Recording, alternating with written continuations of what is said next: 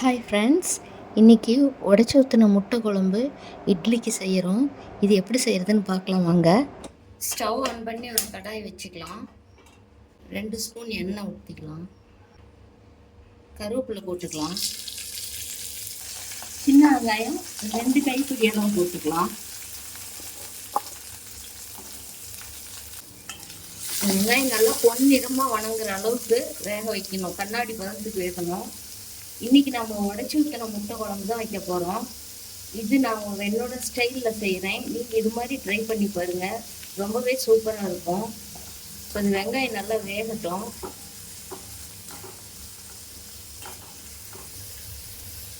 கொஞ்சமாக உப்பு போட்டுக்கலாம் வெங்காயம் வேகிறதுக்கு. பாருங்க, இப்போ கொஞ்சம் இஞ்சி பூண்டு பேஸ்ட்டு 1/2 ஸ்பூன் அளவுக்கு போட்டுக்கலாம்.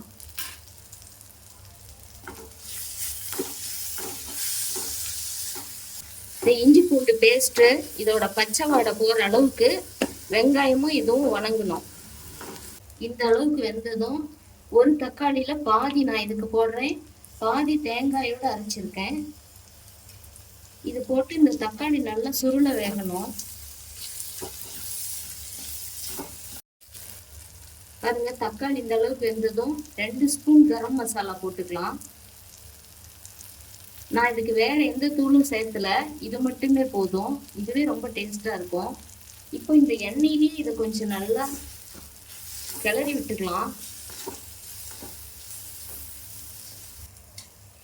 இப்ப பாருங்க, இந்த ஸ்டேஜில் அரைச்சி வச்ச தேங்காய் தக்காளி இதுல சேர்த்துக்கலாம். சேர்த்து இதை ஒரு கிளறிக்கலாம். இப்போ பாருங்க, தேங்காய் இதோட கொஞ்சம் நல்லா கலந்த பிறகு இந்த மிக்சி ஜார்லயே கொஞ்சம் தண்ணி ஊற்றி இதோட ஆட் பண்ணிக்கலாம்.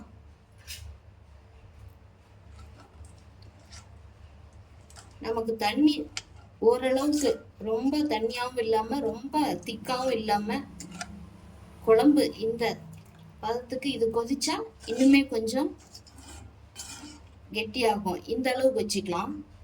இப்போ பாருங்க, கொஞ்சம் மஞ்சள் பொடி போட்டுக்கலாம்.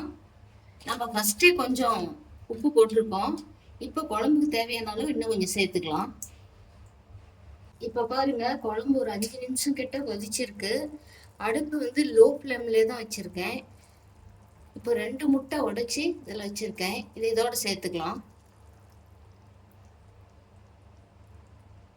சேர்த்து நம்ம உடனே கிளறக்கூடாது. அந்த மஞ்சள் கரு உடையாமல் அப்படி இருக்கணும். அப்போதான் குழம்பு வந்து நல்லா இருக்கும். இல்லை அப்படின்னா குழம்பு ஸ்மெல் அடிக்கும்.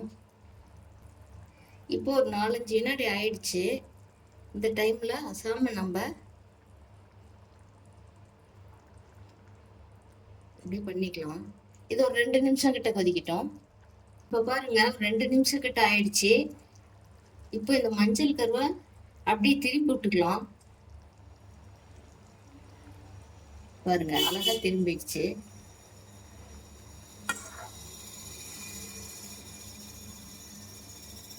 இன்னும் 1 நிமிஷம் இருக்கட்டும். இப்ப பாருங்க, 1 நிமிஷம் கிட்ட ஆயிடுச்சு. பாருங்க, அழகா முட்டை வெந்திருக்கு. இப்ப கொஞ்சம் மல்லித்தலை தூவி இறக்கிடலாம்.